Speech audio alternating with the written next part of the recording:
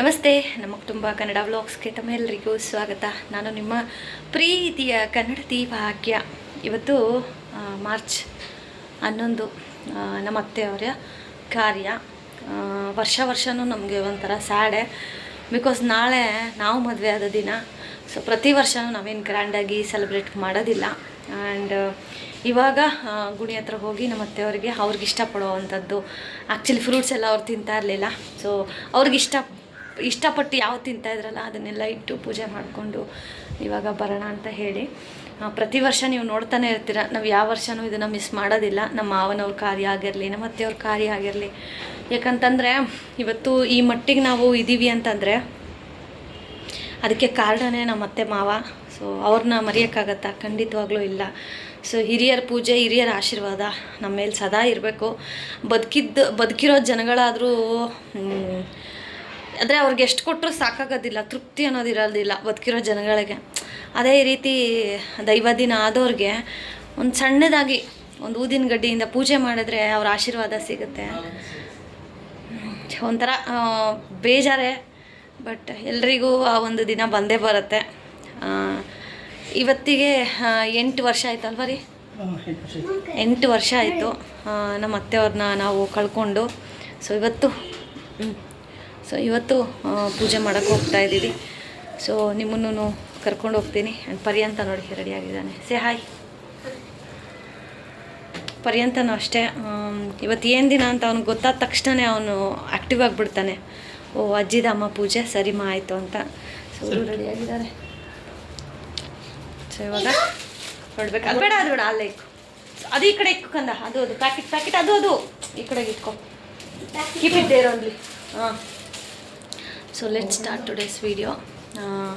ಇದಕ್ಕೆ ನಾನು ಏನೂ ಕೇಳಕ್ಕೆ ಹೋಗೋದಿಲ್ಲ ಗೈಸ್, ಅಷ್ಟೇ. A few moments later. Welcome back guys. ಈ ಥರ ವಿಡಿಯೋ ಶೂಟ್ ಮಾಡಿ ತುಂಬ ದಿನ ಆಯಿತು. ತುಂಬ ಜನಕ್ಕೆ ಅಕ್ಕನ ಹೆಲ್ತ್ ಅಪ್ಡೇಟ್ ತುಂಬ ಜನ ಕೇಳ್ತಾ ಇದ್ದಾರೆ. ಈಗ ಸ್ವಲ್ಪ ಬೆಟರ್ ಇದ್ದೀನಿ. ಅಂದರೆ ಸ್ವಲ್ಪ ಈ ಟೀ ಕಾಫಿ ಕುಡಿದಾಗ, ಆ್ಯಕ್ಚುಲಿ ನೆನ್ನೆ ಮಂಗಳವಾರ ತುಂಬ ಹೆಡ್ಡೇಕ್ ಆಗ್ತಾಯಿತ್ತು ಅಂತ ಹೇಳಿ ಟೀ ಕುಡಿದ್ಬಿಟ್ಟೆ. ಸೊ ಕುಡ್ದಾದ್ಮೇಲೆ ಮತ್ತೆ ಹೊಟ್ಟೆ ನೋವು ಶುರುವಾಯಿತು. ಸೊ ಡಾಕ್ಟ್ರು ಸುಮ್ಮನೆ ಹೇಳೋದಿಲ್ಲ. ಸೊ 1 ವಾರ ಕಂಪಲ್ಸರಿ ನಾವು ಒಂದು ಪಥ್ಯದಲ್ಲಿ ಇರಬೇಕು, ಟ್ಯಾಬ್ಲೆಟ್ಸ್ ಎಲ್ಲ ತೊಗೊಳ್ಬೇಕಾದ್ರೆ. ಸೊ ಸ್ವಲ್ಪ ಯಾಮಾರಿದ್ದಕ್ಕೆ ನೆನ್ನೆ ನೈಟ್ ಮತ್ತೆ ಹೊಟ್ಟೆ ನೋವು ಶುರುವಾಗಿತ್ತು. ಜಾಸ್ತಿ ಅಲ್ಲ, ಚೂರು. ಸೊ ಅವಾಗ ಗೊತ್ತಾಯಿತು ಟೀ ಕುಡಿದಿರೋದಕ್ಕೆ ಇದು ಅಂತ. ಸೊ ಅದಕ್ಕೇ ಮೊಸರನ್ನ, ಮಜ್ಜಿಗೆ ಅನ್ನ, ಆಮೇಲೆ ಲೈಟಾಗಿ ಗಂಜಿ, ರಾಗಿ ಗಂಜಿ, ರವೆ ಗಂಜಿ, ಆಮೇಲೆ ಉಪ್ಪಿಟ್ಟು. ಮೊನ್ನೆ ಒಂದು ಸತಿ ವೀಡಿಯೋ ಹಾಕಿದ್ನಲ್ಲ, ಸೊ ತೆಳ್ಳಿಗೆ ಆ ಥರ ಉಪ್ಪಿಟ್ಟು. ಸೊ ಈ ಥರನೇ ಮಾಡ್ಕೊಂಡು ಊಟ ಮಾಡ್ತಾಯಿದ್ದೀನಿ. ಸೊ ಇವತ್ತು ನಮ್ಮ ಅತ್ತೆಯವ್ರ ಕಾರ್ಯ. ಆ್ಯಕ್ಚುಲಿ ಬೆಳಗ್ಗೆನೇ ಫೋಟೋ ಎಲ್ಲ ನೀಟಾಗಿ ಒರೆಸಿದ್ದೀನಿ. ಈಗ ಕುಂಕುಮ ಇಟ್ಟು ಹೂವು ಎಲ್ಲ ಇಟ್ಟು, ಮನೇಲೂ ಅಷ್ಟೇ ಇನ್ನೂ ಪೂಜೆ ಮಾಡಿಲ್ಲ. ಮನೆಯೆಲ್ಲ ಒರೆಸ್ದೆ ಒಂದು ಸೈಡಿಂದ. ಇವಾಗ ಇದೆಲ್ಲ ತೆಗೆದು ಪೂಜೆ ಮಾಡಬೇಕು. ಸೊ ಆ್ಯಕ್ಚುಲಿ ನಮಗೆ ಗೊತ್ತಿರೋರ ಹತ್ರ ನಾವು ಕೇಳಿದ್ವಿ ಗೈಸ್, ಯಾಕೆ ಈ ಥರ ಆಗ್ತಾಯಿದೆ ಅಂತ. ಸೊ ಆಮೇಲೆ ಅವ್ರು ಹೇಳಿದ್ರು ಏನೋ ದೋಷ ಆಗಿದೆ ಅಂತ. ಸೊ ಅದೇನು ದೋಷ ಅಂತ ಹೇಳಿ ನನಗೂ ಸರಿಯಾಗಿ ಗೊತ್ತಾಗಲಿಲ್ಲ. ಅದಾದಮೇಲೆ ನಾನು ಸ್ವಲ್ಪ ಇದರಲ್ಲಿ ನೋಡಿಕೊಂಡಾಗ ಗೊತ್ತಾಯಿತು ನನಗೆ. ಸೊ ಯಾಕೆ ಅಂತ ಆ್ಯಕ್ಚುಲಿ ನೀವು ಅಬ್ಸರ್ವ್ ಮಾಡಿದರೆ ಒಂದು 15 ಡೇಸಿಂದ ಕಳಶ ಇಡ್ತಾಯಿಲ್ಲ. ಸೊ ನಾನು ಯಾವಾಗಲೂ ಕಳಶ ಇಡ್ತೀವಲ್ಲ, ಸೊ ಓಕೆ ನೋಡೋಣ ಈ ಸತಿ ಕಳಶ ಹಿಡ್ದಿರ ಅಂತ ಹೇಳಿ ಅಬ್ಸರ್ವ್ ಮಾಡೋಣ ಅಂತ. ಬಟ್ ಲಿಟ್ರಲಿ ಕಳಶ ಮನೇಲಿ ಇಡಲೇಬೇಕು. ಸೊ ತೆಂಗಿನಕಾಯಿ ಇಟ್ಟಿಲ್ವಲ್ಲ, ಸೊ ಅದು ನಮಗೆ ಎಫೆಕ್ಟ್ ಆಗ್ತದೆ ಅಂತ ಗೊತ್ತಾಯಿತು ನನಗೆ. ಸೊ ಹಾಗಾಗಿ ಇವತ್ತು ಕಳಶ ಇಟ್ಟು, ತೆಂಗಿನಕಾಯಿ ಎಲ್ಲ ಇಟ್ಟು, ಸ್ವಲ್ಪ ಹೂವೆಲ್ಲ ನಮ್ಮ ಅತ್ತೆಗೆ ಇಟ್ಟು ಪೂಜೆ ಮಾಡಬೇಕು.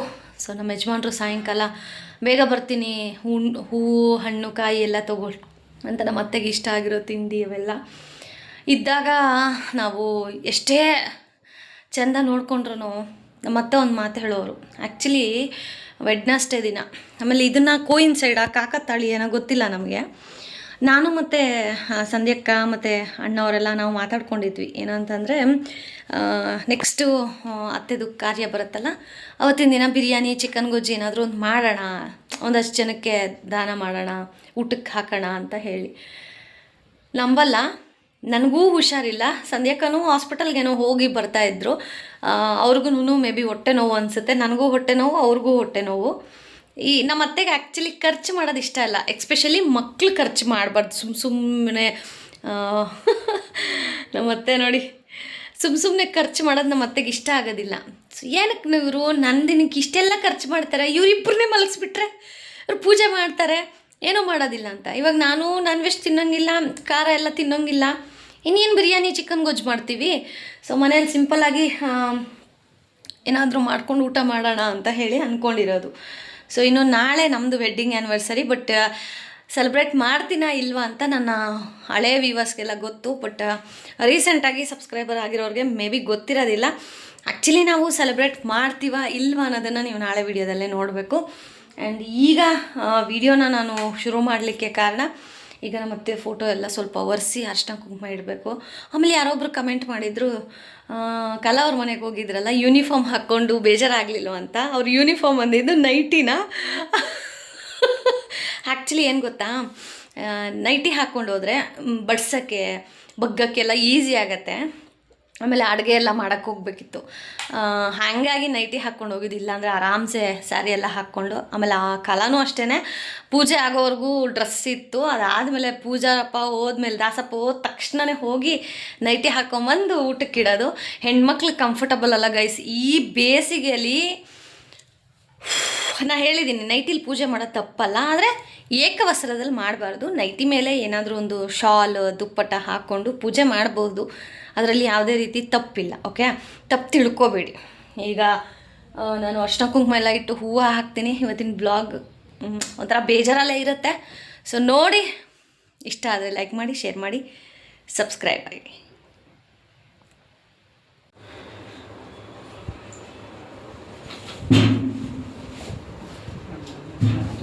మేమకు సరిపోయినా పసుపు కుంకుమ పెట్టి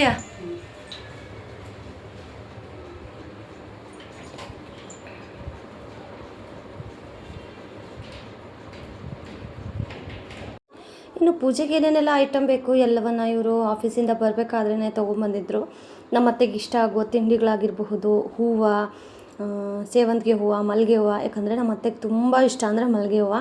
ನಾನು ಎಷ್ಟೊಂದು ಸತಿ ಹೇಳಿದ್ದೀನಿ ನಿಮಗೆಲ್ಲರಿಗೂ, ನನಗೇನಾದರೂ ಹೂವು ತಂದರೆ ಅವ್ರ ಅಮ್ಮನಿಗೂ ಒಂದು ಮೊಳ ತರ್ತಾರೆ. ಅಂದರೆ ಲೈಕ್ ಈಗಲೂ ನಾವು ನಮ್ಮ ಜೊತೆ ಇದ್ದಾರೆ ಅಂತ ನಾವು ಬಿಲೀವ್ ಮಾಡ್ತೀವಿ. ಆ್ಯಂಡ್ ನಮ್ಮ ಜೀವನದಲ್ಲಿ ಅದು ಎಷ್ಟೋ ಸ್ಟ್ರಗಲ್ಸ್ ಮಾಡಿರೋ ದಿನಗಳಲ್ಲಿ ನಮ್ಗೆ ಯಾರಾದರೂ ಒಂದು ದಾರಿ ತೋರಿಸಿದ್ದಾರೆ ಅಂದರೆ ಅದು ನಮ್ಮ ಅತ್ತೆನೇ. ಬದುಕಿರೋ ಜನಗಳಾದರೂ ನಮ್ಮ ಜೊತೆಗೆ ನಿಲ್ಲಿಲ್ಲ, ಬಟ್ ನಮ್ಮ ಅತ್ತೆ ಕೆಲವೊಂದು ಸೂಕ್ಷ್ಮಗಳ ರೂಪದಲ್ಲಿ ನಮಗೆ ದಾರಿಯನ್ನು ತೋರಿಸ್ತಾ ಇದ್ದಾರೆ. ಇವತ್ತಿಗೂ ನಮಗೇನಾದರೂ ತೀರಾ ಆಗ್ತಾಯಿಲ್ಲ ಅಂತ ಅಂದಾಗ ಒಂದೇ ಒಂದು ಸೆಕೆಂಡ್ ನಮ್ಮ ಅತ್ತೆ ಮುಂದೆ ಹಿಂಗೆ ನಿಂತ್ಕೊಂಡು ನಮ್ಗೆ ಏನಿದೆಯೋ ಎಲ್ಲವನ್ನು ಹೇಳ್ಕೊಂಡ್ರೆ ನೀವು ನಂಬೋದಿಲ್ಲ, ಯಾವುದೋ ಒಂದು ರೂಪದಲ್ಲಿ. ಎಕ್ಸಾಂಪಲ್, ಈಗ ನಮ್ಮ ಯಜಮಾನ್ರವರ ಅಣ್ಣನ ರೂಪದಲ್ಲೋ ಅಥವಾ ಅವ್ರ ಅತ್ತಿಗೆ ರೂಪದಲ್ಲೋ ಅಥವಾ ಯಾರೋ ಒಬ್ಬರು ಗೊತ್ತಿರೋ ರೂಪದಲ್ಲಾದರೂ ಬಂದು ನಮಗೆ ಏನೋ ಒಂದು ರೀತಿ ಸಾಂತ್ವನ ಹೇಳೋ ಥರ ಎಷ್ಟೊಂದು ಸತಿ ನಾನು ಇದನ್ನು ಅಬ್ಸರ್ವ್ ಮಾಡಿದ್ದೀನಿ. ನಿಮ್ಮಲ್ಲೂ ಈ ರೀತಿ ಆಗಿದೆಯಾ? ಹಿರಿಯರ ಆಶೀರ್ವಾದ ನಿಮ್ಮ ಮೇಲಿದೆ ಅಂತ ನಿಮ್ಗೆ ಯಾವತ್ತಾದರೂ ಅನಿಸಿದರೆ ಕಮೆಂಟ್ ಮಾಡಿ. ಆ್ಯಂಡ್ ನಾನೀಗ ಒಬ್ಬೊಬ್ಬಳೇ ಇರ್ತೀನಲ್ವಾ, ಸೊ ಪರ್ಯಂತ ಇದ್ದಾಗ ಅವನ ಜೊತೆ ಆಟ ಆಡ್ಕೊಂಡಿರ್ತಾ ಇದ್ದೆ. ಸ್ಕೂಲ್ಸ್ ಎಲ್ಲ ಸ್ಟಾರ್ಟ್ ಆದಮೇಲೆ ಲಿಟ್ರಲಿ ನಂಗೆ ಭಯ ಆಗಿತ್ತು, ಹೇಗಪ್ಪ ಮೇಲ್ಗಡೆ ಮನೇಲಿ ನಾನು ಒಬ್ಬಳೇ ಇರ್ತೀನಲ್ಲ ಅಂತ. ಬಟ್ ಇವತ್ತು ನಾನು ಒಬ್ಬಳೇ ಅಂತ ಹೇಳ್ಕೊಳ್ಳಲ್ಲ, ನಮ್ಮ ಅತ್ತೆ ಎನಿ ಟೈಮ್ ನನ್ನ ಜೊತೆ ಇರ್ತಾರೆ.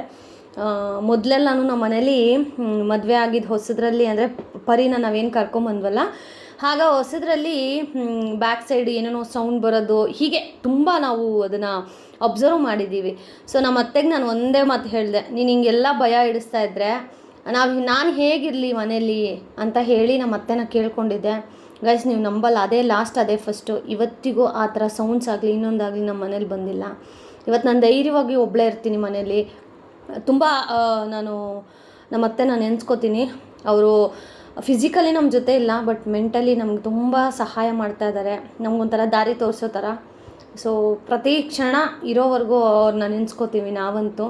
ಇವತ್ತು ಅವರ ಕಾರ್ಯ ಆಗಿರೋದ್ರಿಂದ ನಾವು ವರ್ಷವೂ ನಾನು ಮತ್ತು ಸಂಧ್ಯಾಕ್ಕವರು ಪೂಜೆ ಮಾಡ್ಕೊಬರ್ತೀವಿ. ಸೊ ಫೆಬ್ರವರಿಲಿ ನಮ್ಮ ಮಾವನವರು, ಸೊ ಮಾರ್ಚಲ್ಲಿ ನಮ್ಮ ಅತ್ತೆಯವರು. ಸೊ ನೋಡಿ ಹೇಗಿದೆ ಅಂತ. ಹೇಗೋ ನಮ್ಮ ಕೈಯಲ್ಲಿ ಆದಷ್ಟು ಭಗವಂತ ಕೊಟ್ಟಷ್ಟು ನಾವು ಪೂಜೆನ ಮಾಡ್ಕೊಬರ್ತೀವಿ. ಗೈಸ್, ನಾವು ಯಾರನ್ನೇ ಮರಿಬೋದು, ಮನೆ ದೇವ್ರನ್ನಾಗಲಿ ಹಿರಿಯರನ್ನಾಗಲಿ ಯಾವುದೇ ಕಾರಣಕ್ಕೂ ಮರಿಬಾರ್ದು. ಅವರ ಆಶೀರ್ವಾದ ನಮ್ಮ ಮೇಲಿಲ್ಲ ಅಂತಂದರೆ ನಾವು ಏನೂ ಮಾಡೋಕ್ಕಾಗೋದಿಲ್ಲ. ಬಟ್ ಇವತ್ತಿಗೆ ನಮ್ಮತ್ತೆ ಹೋಗಿ 8 ವರ್ಷ ಆಯಿತು. 8 ವರ್ಷದಿಂದ ಈಚೆಗೆ ನಮ್ಮ ಜೀವನದಲ್ಲಿ ತುಂಬ ಸುಧಾರಿಸಿದ್ದೀವಿ ಅಂತ ಹೇಳಬಹುದು. ನಮ್ಮ ಯಜಮಾನ್ರ ಹತ್ರ ಆಗಾಗ ನಾನು ತುಂಬ ಒಂಥರ ಬೇಜಾರಾದಾಗ ಎಲ್ಲರೂ ಲೈಫಲ್ಲಿ ಸೆಟ್ಲ್ ಆಗ್ತಾಯಿದ್ದಾರಲ್ವ ರೀ, ನಾವು ಯಾಕೆ ಇನ್ನೂ ಈ ಥರ ಸ್ಟ್ರಗಲ್ಸ್ ಮಾಡ್ತಾನೇ ಇದ್ದೀವಲ್ವ, ಯಾಕೆ ನಿಮ್ಮ ಅಮ್ಮಂಗೆ ಇನ್ನೂ ನಮ್ಮ ಮೇಲೆ ಕರುಣೆ ಬಂದಿಲ್ವಾ ಅಂತೆಲ್ಲ ನಾನು ಕೇಳ್ತಾ ಇದ್ದಾಗ ನಮ್ಮ ಯಜಮಾನ್ರು ಹೇಳ್ತಾರೆ, ಅಯ್ಯೋ ನೀನು ಎಷ್ಟೋ ಅದೃಷ್ಟ ಮಾಡಿದ್ಯಾ, ನಮಗಾದರೂ ಇರೋಕ್ಕೆ ಮನೆ ಇದೆ, ತಿನ್ನೋಕ್ಕೆ ಊಟ ಇದೆ, ಮಾಡೋಕ್ಕೆ ಕೆಲಸ ಇದೆ. ಎಷ್ಟೋ ಜನಕ್ಕೆ ಇವೇನೂ ಇಲ್ಲದೆ ಇರೋರು ಎಷ್ಟು ಜನ ಇದ್ದಾರೆ. ಅವ್ರನ್ನೆಲ್ಲ ನೋಡಿದ್ರೆ ಭಗವಂತನಿಗೆ ಥ್ಯಾಂಕ್ಸ್ ಹೇಳಬೇಕು, ನಮ್ಮ ಅಮ್ಮಂಗೂ ಥ್ಯಾಂಕ್ಸ್ ಹೇಳಬೇಕು, ಈ ಮಟ್ಟಿಗೆ ನಮ್ಮನ್ನು ಇಟ್ಟಿದ್ದಾರೆ ಅಂತ. ಸೊ ವಿಶೇಷವಾಗಿ ನಮ್ಮ ಯಜಮಾನ್ರಿಗೆ ಅವ್ರ ಅಮ್ಮ ಅಂದರೆ ಕನೆಕ್ಷನ್ ಜಾಸ್ತಿ ಅವ್ರ ಅಪ್ಪನಿಗಿಂತ. ಸೊ ಅದಕ್ಕೇ ಅವ್ರ ಅಮ್ಮನ ಫೋಟೋನೇ ತೊಗೊಂಬಂದು ಮೇಲ್ಗಡೆ ಇಟ್ಕೊಂಡಿರೋದು. ಆ್ಯಕ್ಚುಲಿ ನಾವು ಪ್ಲ್ಯಾನ್ ಮಾಡ್ತಾಯಿದ್ದೀವಿ ಅವ್ರ ಅಮ್ಮ ಅಪ್ಪದ ಎರಡೂ ಫೋಟೋನ ಕೊಲಾಬ್ ಮಾಡಿ ಫೋಟೋ ಮಾಡಿಸ್ಕೊಳ್ಳೋಣ ಅಂತ. ಬಟ್ ಅದಕ್ಕೆ ಯಾಕೋ ಟೈಮೇ ಸರಿ ಬರ್ತಾ ಇಲ್ಲ. ನೋಡೋಣ ಈ ವರ್ಷನಾದರೂ ಆಗಿ ಬರುತ್ತಾ ಅಂತ ಹೇಳಿ. ಯಾಕಂತಂದರೆ ಹೆಂಡತಿ ಸಪ್ರೇಟು ಗಂಡನ ಸಪ್ರೇಟ್ ಮಾಡಬಾರ್ದಂತೆ, ಇಬ್ಬರು ಒಂದೇ ಇದರಲ್ಲಿ ಇರಬೇಕು ಅಂತ ಹೇಳ್ತಾರೆ. ನಿಮ್ಗೆ ಏನಾದರೂ ಐಡಿಯಾ ಇದ್ದರೆ ದಯವಿಟ್ಟು ಕಮೆಂಟ್ ಮಾಡಿ, ಸೊ ನನಗೂ ಹೆಲ್ಪ್ ಆಗುತ್ತೆ. ಆಮೇಲೆ ನೋಡಿ, ಇಲ್ಲಿ ಅಕ್ಕಪಕ್ಕ ಎಷ್ಟೊಂದು ಗೋರಿಗಳಿಗೂ ಗಿಡ ಇಡ್ತಾರೆ. ಬಟ್ ನಮ್ಮತ್ತೆ ಒಂದು ಗೋರಿ ಮೇಲೆ ಬಂದಿರೋ ಗಿಡ ಯಾವ ಗೋರಿ ಮೇಲೂ ಬಂದಿಲ್ಲ. ಸೊ ಅದೊಂಥರ ನಮ್ಮತ್ತೆ ಇದ್ದಾರೆ ಅನ್ನೋದಕ್ಕೆ ಸಾಕ್ಷಿ ಆಗುತ್ತೆ. ಇದ್ದು ನಮಗೆಲ್ಲ ದಾರಿ ತೋರಿಸ್ತಾ ಇದ್ದಾರೆ ಈ ಮರದ ಥರ ಅಂತ. ನಿಜ ಹೇಳ್ತೀನಿ ಗೈಸ್, ಅಂದರೆ ನಾವು ಕಾರ್ಯದ ದಿನವೇ ಪೂಜೆ ಮಾಡ್ತೀವಿ ಅಂದರೆ ತಪ್ಪಾಗುತ್ತೆ. ಈವನ್ ನನಗೆ ಹುಷಾರಿಲ್ಲ ಆಗಲಿ, ಪರ್ಯಂತಕ್ಕೆ ಹುಷಾರಿಲ್ಲ ಅಂತ ಆಗಲಿ, ಆ ಥರ ಎಲ್ಲ ಆದಾಗ ನಾವು ಫಸ್ಟ್ ಬರೋದೇ ಅಂದರೆ ಹಾಸ್ಪಿಟಲ್ಗೆಲ್ಲ ಹೋಗ್ತೀವಿ. ಕಡಿಮೆನೇ ಆಗಲಿಲ್ಲ ಅಂತ ಅಂದಾಗಲೇ ನಾವು ಇಲ್ಲಿಗೆ ಬಂದು ನಮ್ಮ ಅತ್ತೆ ಹತ್ರ 1-2 ನಿಮಿಷ ಇರೋದೆಲ್ಲ ಹೇಳ್ಕೊಂಡ್ರೆ ಏನೋ ಒಂಥರ ಮನಸ್ಸಿಗೆ ಹಗುರ ಅಂತ ಫೀಲ್ ಆಗುತ್ತೆ. ಆಮೇಲೆ ಬದುಕಿರೋ ಜನಗಳ ಹತ್ರ ಹೇಳ್ಕೊಂಡ್ರೆ ಇವತ್ತೆಲ್ಲ ನಾಳೆ ಎತ್ತಾಕ್ಬಿಡ್ತಾರೆ, ಅಯ್ಯೋ ನನ್ನ ಹತ್ರ ಬಂದಿದ್ಲಿ ಇವಳು ಈ ಥರ ಮಾತಾಡಿದ್ಲು ಅಂತ. ಅದೇ ನಮ್ಮ ಅತ್ತೆ ಪಾಪ ಮಲಗಿದ್ದು ನಮ್ಮ ಮಾತೆಲ್ಲ ಕೇಳಿಸ್ಕೊತಾರಲ್ವ, ಅದೊಂಥರ ಖುಷಿ ಆಗುತ್ತೆ ನನಗೆ. ಆ್ಯಂಡ್ ನನಗೆ ಸರ್ಜರಿ ಆಗುತ್ತೆ ಅಂತ ಈ ಥರ ಹೇಳಿದಾಗಲೂ ಅಷ್ಟೇ, ನಮ್ಮ ಯಜಮಾನ್ರು ಯಾವತ್ತೂ ಅವ್ರ ಕಣ್ಣಲ್ಲಿ ನೀರು ನೋಡಿಲ್ಲ ನಾನು. ಫಾರ್ ದ ಫಸ್ಟ್ ಟೈಮ್ ನನಗೆ ಸರ್ಜರಿ ಎಲ್ಲ ಆದಮೇಲೆ ಅವ್ರ ಕಣ್ಣಲ್ಲಿ ನೀರು ನೋಡಿದೆ ನಾನು. ಆಪ್ರೇಷನ್ ಥಿಯೇಟ್ರಿಗೆ ನನ್ನ ಕಳಿಸ್ಬೇಕಾದ್ರೆ ಸೆಕ್ಷನ್ ಅಂದರೆ ನನ್ನ ಮಗ ಡೆಲಿವರಿ ಆದಾಗೂ ಅವ್ರು ಇಷ್ಟು ಬೇಜಾರು ಮಾಡ್ಕೊಂಡಿರಲಿಲ್ಲ. ಬಟ್ ಅವತ್ತಿನ ದಿನ ಅವರು ನನಗೆ ಅಗ್ಗಿ ಕೊಟ್ಟು ಒಳಗಡೆ ಕಳಿಸ್ಬೇಕಾದ್ರೆ ಅವ್ರ ಮುಖದಲ್ಲಿ ಒಂಥರ ಇತ್ತು ಹಾಳು. ಬಟ್ ಅವ್ರು ಇವತ್ತು ಕೇಳಿದ್ರೆ ಇಲ್ಲಯ್ಯೋ ಭಯ ಆಗಿತ್ತು, ನಮ್ಮ ಅಮ್ಮನ ಅದು ಎಷ್ಟು ನೆನೆಸ್ಕೊಂಡಿದ್ದೀನೋ ನಾನು ಅಂತ. ನಿಜವಾಗ್ಲೂ ಹೇಳ್ತೀನಿ, ನಮ್ಮತ್ತೆ ನಾವು ಈ ಥರ ಸರ್ಜರಿಗೆ ಹೋಗಬೇಕು ಅಂತ ಹೋದಾಗ್ಲೂ ನಮ್ಮ ಅತ್ತೆಯವ್ರ ಹತ್ರ ಹೋಗಿ ಅವ್ರಿಗೆ ಪೂಜೆ ಮಾಡಿಕೊಂಡು ಅದಾದಮೇಲೆ ಹಾಸ್ಪಿಟಲ್ಗೆ ಹೋಗಿದ್ದು. ಸೊ ದೇವ್ರ ದಯೆಯಿಂದ ಎಲ್ಲ ಸುಸೂತ್ರವಾಗಿ ಆಯಿತು. ಸೊ ಇದಕ್ಕೆ ಹೇಳ್ತೀವಲ್ಲ, ಹಿರಿಯರ ಆಶೀರ್ವಾದ ಅಂತ ಹೇಳಿ, ಅವ್ರ ಆಶೀರ್ವಾದ ಇದ್ರೇ ನಮ್ಗೆ ಏನಾದರೂ ಒಂದು ಸಾಧನೆ ಮಾಡೋಕ್ಕಾಗತ್ತೆ. ಆ್ಯಂಡ್ ಈಗ ಅಟ್ ಪ್ರೆಸೆಂಟ್ ನಾವಿರೋ ಸಿಚುವೇಶನ್ಗೆ ನಮ್ಮ ಅತ್ತೆ ಬಿಟ್ಟರೆ ಬೇರೆ ಯಾರೂ ಇಲ್ಲ ಅನ್ನೋ ಥರ. ಬಿಕಾಸ್ ಏನು ಗೊತ್ತಾ, ಇಲ್ಲಿ ಜನಗಳಿಗೆ ದುಡ್ಡು ಮುಖ್ಯ ಆಗುತ್ತೆ ಮನುಷ್ಯರಿಗಿಂತ. ಇದ್ದಾಗ ಒಂಥರ, ಇಲ್ಲದೆ ಇದ್ದಾಗ ಇನ್ನೊಂದು ಥರ ಅಂತ ಹೇಳ್ತಾರಲ್ವ, ಸುಮ್ಮನೆ ಹೇಳೋದಿಲ್ಲ. ಇವತ್ತು ಯಾಕಂದರೆ ಇವತ್ತು ತುಂಬ ಎಮೋಷ್ನಲ್ ಆಗ್ತಾಯಿದ್ದೀನಿ. ಯಾಕಂತಂದರೆ 8 ವರ್ಷ ಗೈಸ್ ನಮ್ಮ ಅತ್ತೆನ ನಾವು ಕಳ್ಕೊಂಡು. ಬಟ್ ಇವತ್ತಿಗೂ ನಾವು ಅವ್ರನ್ನ ನೆನೆಸ್ಕೊತೀವಿ ಅಂತಂದರೆ ಅದಕ್ಕೆ ಕಾರಣ ನಮ್ಮ ಅತ್ತೆ ನಮ್ಮ ಮೇಲೆ ಇಟ್ಟಿರುವಂತಹ ಪ್ರೀತಿ, ನಮ್ಮನ್ನು ಕಾಯ್ತಾ ಇರುವಂತಹ ರೀತಿ. ಸೊ ಯಾರು ಏನೇ ಹೇಳಲಿ, ಯಾಕಂತಂದರೆ ನಮ್ಮ ರಿಲೇಷನ್ಸ್ ಆಲ್ಮೋಸ್ಟ್ ವಿಡಿಯೋ ನೋಡ್ತಾರೆ ಎಲ್ರೂ. ಯಾರು ಏನೇ ಅಂದ್ಕೊಳ್ಳಿ, ನಮಗೆ ನಮ್ಮ ಅತ್ತೆ ಮೇಲೆ ಒಂದು ವಿಶೇಷವಾದ ಗೌರವ, ಪ್ರೀತಿ. ಯಾಕೆ ಅಂತಂದರೆ ನಾನು ಒಬ್ಬಳೇ ಅವರು ಮುಖನ ನೋಡಿಲ್ಲ, ಇನ್ನೆಲ್ಲರೂ ನೋಡಿದ್ದಾರೆ. ಸೊ ಆ ಕೊರಗು ನನಗಿನ್ನೂ ಇದೆ. ಮೇ ಬಿ ಅವ್ರು ಇದ್ದಿದ್ದರೆ ಒಂದು 9 ತಿಂಗಳಾದಮೇಲೆ ನಾನೇನು ಬಂದಲ್ಲ ಮನೆಗೆ, ಆಗ ಒಬ್ಬಳೇ ತುಂಬ ಕಷ್ಟಪಟ್ಟಿದ್ದೀನಿ. ಅದು ನಿಮ್ಮೆಲ್ಲರಿಗೂ ನಾನು ಶೇರ್ ಮಾಡಿದ್ದೀನಿ. ಸೊ 9 ತಿಂಗಳಲ್ಲಿ ನಾನು ಗಂಡನ ಮನೆಗೆ ಬಂದಾಗ ಮಗುನ ಹಾಕ್ಕೊಂಡು ತೀರಾ, ಸೊ ಆವಾಗ ಅನಿಸಿದೆ ನನಗೆ, ನಮ್ಮ ಅತ್ತೆ ಇದ್ದಿದ್ರೆ ಎಷ್ಟು ಹೆಲ್ಪ್ ಮಾಡೋರು ನನಗೆ ಅಂತ ಹೇಳಿ. ಬಟ್ ಆ ಜಾಗಕ್ಕೆ ನಮ್ಮ ಯಜಮಾನ್ರನ್ನ ಕೊಟ್ಟು, ಅಂದರೆ ಇಲ್ಲ ನನ್ನ ಮಗನೇ ನಿನ್ನನ್ನು ಚೆನ್ನಾಗಿ ನೋಡ್ಕೊತಾನೆ ಅಂತ ಒಂದು ಧೈರ್ಯದ ಮೇಲೆ ನಮ್ಮ ಅತ್ತೆ ಈ ಮನೆಗೆ ಬಂದಿದ್ದೀನಿ ಅಂದ್ರೂ ಋಣಾನು ಬಂದ. ಫಸ್ಟು 6 ಜನ ಅಣ್ಣ ತಮ್ಮಂದರು ಅಂದಾಗ ನಾನು ಸ್ವಲ್ಪ ಹಿಂಜರಿದಿದ್ದೆ. ಬಟ್ ನಮ್ಮನೆ ಪರಿಸ್ಥಿತಿಗೆ ಯಾರು ಬಂದರೂ ಮದುವೆ ಮಾಡಿಕೊಟ್ರೆ ಸಾಕಪ್ಪ ಅನ್ನೋ ಥರ ಆಗೋಯ್ತು ಹೇಗೋ. ಬಟ್ ಇದುವರೆಗೂ ರಿಗ್ರೆಟ್ ಫೀಲ್ ಆಗಿಲ್ಲ. ನಾನು ಒಳ್ಳೆ ಮನುಷ್ಯನ ಮದುವೆ ಆಗಿದ್ದೀನಿ, ಒಳ್ಳೆ ಕುಟುಂಬಕ್ಕೆ ಸೇರಿದ್ದೀನಿ. ನನಗೆ ಸ್ವಲ್ಪ ಕೋಪ ಜಾಸ್ತಿ ನನಗೆ. ಅಲ್ಲಿ ನಮ್ಮ ಮನೇಲಿ ಎಲ್ರಿಗೂ ಗೊತ್ತು, ಇವನ್ ನಮ್ಮ ಸಂಧ್ಯಕ್ಕನಿಗೂ ಗೊತ್ತು ಕೋಪ ಜಾಸ್ತಿ ಅಂತ. ಸೊ ಎಲ್ಲರೂ ನನ್ನನ್ನು ಮಗುವಾಗಿ ನೋಡ್ಕೋತಾರೆ, ನಮ್ಮ ಪೂಜಕ್ಕಾಗಿರಲಿ, ನಮ್ಮ ಫ್ಯಾಮಿಲಿಲಿ ಆಲ್ಮೋಸ್ಟ್ ಎಲ್ಲರೂ. ಅದರಲ್ಲಿ ಕೆಲವೊಬ್ಬರನ್ನ ನಾನು ಮಾತಾಡ್ಸೋದಿಲ್ಲ ಕಾರಣಾಂತರಗಳಿಂದ, ಇನ್ನೇನು ಇಲ್ಲ. ಬಟ್ ಅವರೂ ನನ್ನನ್ನು ಅಷ್ಟೇ ಪ್ರೀತಿಯಾಗಿ ನೋಡ್ಕೋತಾರೆ. ನಾನಿಲ್ಲ ಅನ್ನೋ ಟೈಮಲ್ಲೂ ನನ್ನ ಬಗ್ಗೆ ಮಾತಾಡ್ತಾರೆ. ಅಯ್ಯೋ ಪಾಪ ಅಲ್ವಾ ಅನ್ನೋ ಥರನೂ ನೋಡಿದ್ದಾರೆ. ಬಟ್ ಕೆಲವೊಬ್ಬರು ಅದನ್ನೇ ಒಂದು ಇದರಲ್ಲಿ ನೋಡಿರೋರು ಇದ್ದಾರೆ. ಬಟ್ ನಾನು ಯಾರನ್ನೂ ಇಲ್ಲಿ ದೂರ ಮಾಡಲ್ಲ. ಎಲ್ರಿಗೂ ನಮ್ಮ ಯಜಮಾನ್ರೆ ಹೇಗೆ ಕೊನೆ ಮಗ ಅಂತ ಅವ್ರ ಮೇಲೆ ಅಷ್ಟು ಪ್ರೀತಿ ಕೊಡ್ತಾರೋ ನಮ್ಮ ಮನೇಲಿರೋರು ಎಲ್ಲರೂ. ಸೊ ನನ್ನ ಮೇಲೂ ಅಷ್ಟೇ ಪ್ರೀತಿ ಗೌರವ ಎಲ್ಲ ಕೊಡ್ತಾರೆ. ನಮ್ಮ ಸಂಧ್ಯಕ್ಕ ಮತ್ತು ನಮ್ಮ ಪೂಜಕ್ಕ ಇವತ್ತಿಗೂ ಅವ್ರ ಮಕ್ಕಳು ಹೇಗೋ ನನ್ನನ್ನು ಅದೇ ಥರ ನೋಡ್ತಾರೆ. ನಾನು ಅವ್ರ ಮನೆ ಮಗಳ ಥರ. ಹೋದಾಗ ಬಾಯಿ ತುಂಬ ಮಾತಾಡಿಸ್ತಾರೆ, ಕಷ್ಟ ಅಂತಂದಾಗ ಬೆನ್ನಿಗೆ ನಿಲ್ತಾರೆ. ಸೊ ನಾವು ಅಷ್ಟೇ, ನಮ್ಮ ಕೈಲಿ ಆದಷ್ಟು ನಾವು ಚಿಕ್ಕವರಿರ್ಬೋದು, ಬಟ್ ನಮ್ಮ ಕೈಲಿ ಎಷ್ಟಾಗುತ್ತೋ ಅಷ್ಟು ನಾವು ಅವ್ರ ಪರವಾಗಿ ನಿಂತ್ಕೋತೀವಿ. ಸೊ ಇದು ಕೊಟ್ಟು ತಗೊಳ್ಳೋದು ಅನ್ನೋದಕ್ಕಿಂತ ಪ್ರೀತಿ ವಿಶ್ವಾಸ. ನಮ್ಮತ್ತೆ ನಾವು ಏನಕ್ಕೆ ನಾನು ಇಷ್ಟು ನಮ್ಮತ್ತೇನ ಹೊಗಳ್ತಾ ಇದ್ದೀನಿ ಅಂತಂದರೆ, ಇಂಥ ಒಂದು ಫ್ಯಾಮಿಲಿನ ನನಗೆ ಕೊಟ್ಟೋದ್ರಲ್ಲ, ಅದು ಖುಷಿ ವಿಚಾರ. ಬಟ್ ಈ ಪೂಜೆ ಮಾಡಬೇಕಾದ್ರೆ ನಾವು ಅಲ್ಲಿ ಖುಷಿಯಾಗಿದ್ದೀವಿ. ಯಾಕೆ ಅಂತಂದರೆ ನಮ್ಮ ಅತ್ತೆಗೆ ನಾವು ಹತ್ಕೊಂಡು ಪೂಜೆ ಮಾಡೋದು ಇಷ್ಟ ಆಗೋದಿಲ್ಲ. ಅವರು ನಮ್ಮ ಯಜಮಾನ್ರ ಹತ್ರ ಭಾಷೆ ತೊಗೊಂಡಿದ್ದಾರೆ ಕೆಲವೊಂದು ವಿಚಾರಗಳನ್ನು. ಯಾವುದೇ ಕಾರಣಕ್ಕೂ ಅಂದರೆ ನನ್ನ ಮದುವೆ ಆಗೋದು ಅವ್ರಿಗೆ ಗೊತ್ತಿತ್ತು. ಬರೋ ಹುಡುಗಿನ ಅಳಿಸ್ಬೇಡ, ಚೆನ್ನಾಗಿ ನೋಡ್ಕೊ, ನಿನ್ನ ನಂಬಿ ಬಂದಿರ್ತಾಳೆ, ನಾನು ಹೋದ್ರೂ ಆ ಹುಡುಗಿನ ಅಳಿಸ್ಬಾರ್ದು, ಆ ಹುಡುಗಿ ಕಣ್ಣಲ್ಲಿ ನೀರು ಬರಬಾರ್ದು ಅಂತ. ಬಟ್ ಇದುವರೆಗೂ ನಮ್ಮ ಯಜಮಾನ್ರು ಸಣ್ಣ ಪುಟ್ಟ ಇರುತ್ತೆ ಎಲ್ಲರೂ ಮನೇಲಿ ಇರೋ ಥರನೇ, ಬಟ್ ಇದುವರೆಗೂ ಅಳಿಸೋ ಥರ ಆ ಥರ ಏನೂ ಇಲ್ಲ. ಟಚ್ ವುಡ್ ದೇವ್ರ ದಯೆಯಿಂದ. ಆ್ಯಂಡ್ ವರ್ಷಗಳು ಕಳೀತಾ ದೊಡ್ಡವರಾಗ್ತಾ ಇದೆಯೋ ಅಥವಾ ಚಿಕ್ಕವರಾಗ್ತಾ ಇದೆಯೋ ಗೊತ್ತಿಲ್ಲ. ಗೊತ್ತಿಲ್ಲದೇನೋ ಕೆಲವೊಂದು ತಪ್ಪುಗಳನ್ನು ಮಾಡ್ತಾ ಇರ್ತೀವಿ ಜೀವನದಲ್ಲಿ. ಅದನ್ನು ತಿದ್ದಿ ಹೇಳೋಕ್ಕೆ ಹಿರಿಯರು ಅನ್ನೋರು ಇರಬೇಕು. ಹಿರಿಯರು ಅನ್ನೋರು ಇಲ್ಲ ಅಂತ ಅಂದಾಗ ಪಟಕ್ಕೆ ಹೇಗೆ ಸೂತ್ರ ಇಲ್ಲದೆ ಹೇಗಂದರೆ ಹಂಗೆ ಹೋಗುತ್ತೋ ಹಾಗಾಗ್ಬಿಡುತ್ತೆ. ಸೊ ಗಾಳಿಪಟಕ್ಕೆ ಹೇಗೆ ಸೂತ್ರ ಮುಖ್ಯನೋ ಹಾಗೆ ಜೀವನದಲ್ಲಿ ಹಿರಿಯರ ಆಶೀರ್ವಾದ, ಹಿರಿಯರ ಮಾರ್ಗದರ್ಶನ ತುಂಬ ಮುಖ್ಯ. ಸೊ ಕೆಲವೊಂದು ಇವತ್ತು ಎಮೋಷ್ನಲ್ ಆಗಿಬಿಟ್ಟೆ. I am really sorry. ಯಾಕಂತಂದರೆ ಪ್ರತಿ ವರ್ಷ ಈ ಒಂದು ದಿನನ ನಾವು ಮರೆಯೋಕ್ಕಾಗೋದಿಲ್ಲ. ನನಗೆ ವಾಯ್ಸು ಕೊಡೋದು ಸ್ವಲ್ಪ ಡಿಲೇ ಆಗಿದೆ, ಯಾಕಂತಂದರೆ ಎಕ್ಸಾಮ್ಸ್ ನಡೀತಾ ಇದೆ. ಸೊ ಹಾಗಾಗಿ ಅರ್ಥ ಮಾಡ್ಕೋತೀರ ಅಂತ ಅನ್ಕೋತೀನಿ.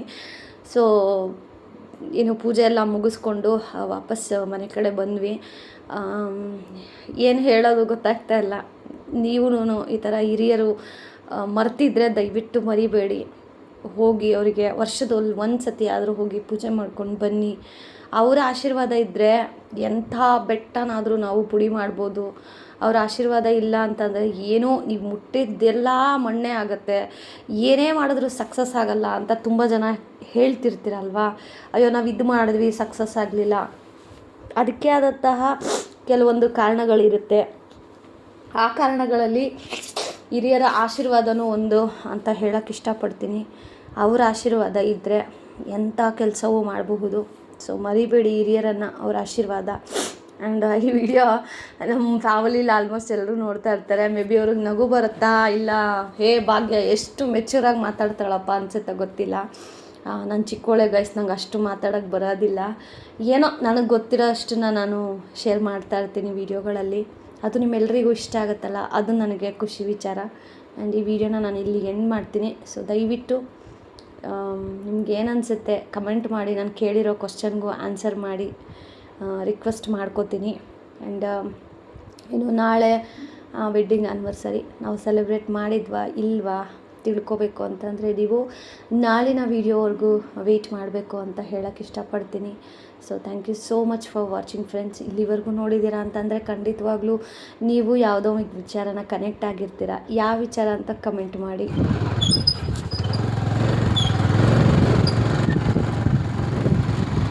ಎಲ್ಲ ಒಳಗ